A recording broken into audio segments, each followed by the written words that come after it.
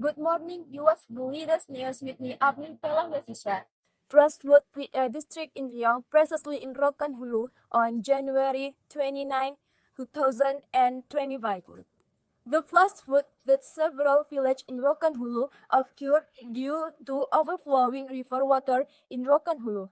After continuous rain for several days, residents panicked because the water overflowed River.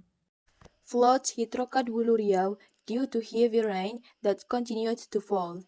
Main roads were submerged, making it difficult for vehicles to pass.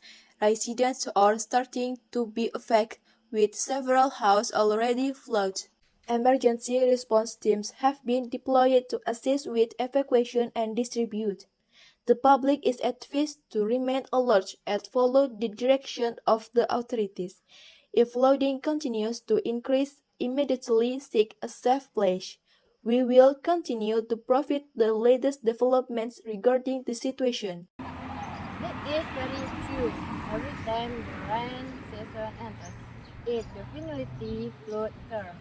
How long does it last for the flood here? Maximum 2 days. Apart from your house, are many houses submerged? 3 are for money because her is very close to please never water.